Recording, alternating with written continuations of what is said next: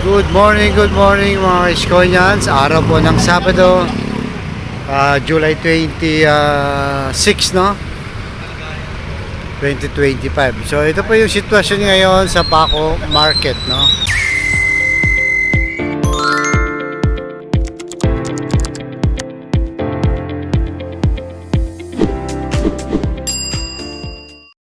Good morning mga Iskonyans. Araw po ng Sabado, July 26, no? 2025. So ito po yung sitwasyon ngayon sa Paco Market, no? Along Pedro Hill. Bagamat wala pang ulan, pero nagbabadya na po, maitim na. Tingnan natin kung anong sitwasyon ngayon sa Paco Market.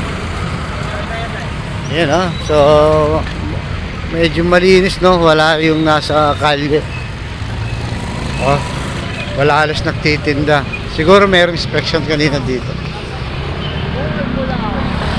Malinis, oh. Yung mga nagtitinda sa palengke, wala sa gutter. Nung nakaraang linggo, no? Nasa gitna, no? Halos yung mga nagtitinda. Ngayon wala po, oh. Malinis. Ibig sabihin, winalis sila dito, no? Kasi talagang bawal naman kasi dito pagka walang nagbabantay po dito, talagang napupuno, no? Yung sa gutter. Yan, malinis ang palengke dito, ha? Wala yung mga nagtitinda dito sa gutter. Ito naman talaga yung dapat disiplina, no? Kaso pagka wala nagbabantay, ano sila talaga dito, gumigit na tuloy, walang madaanan, pahirapan.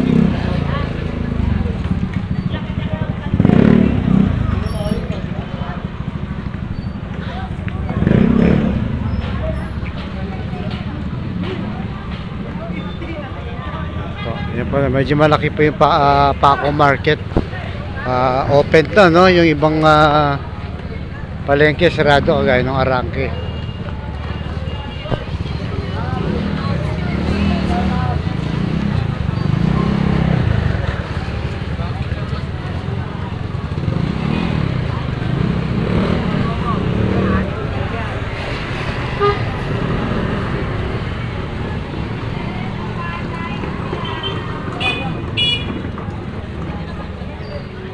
So hanggang dito malinis. Meron dito medyo naglatag na malakas ang loob, no?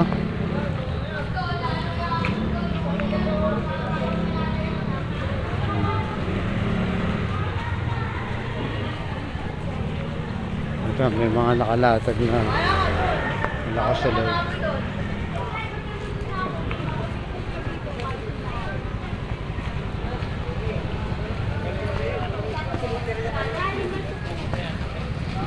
Ayan, no? Malinis po, no? Nung nakaraang linggo,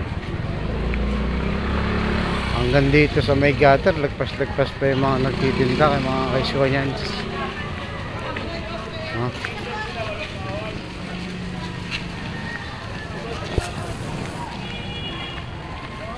So yun po na, ito yung update. So ibig sabihin talagang pinagbawalan sila dito, may huli pagkagawa.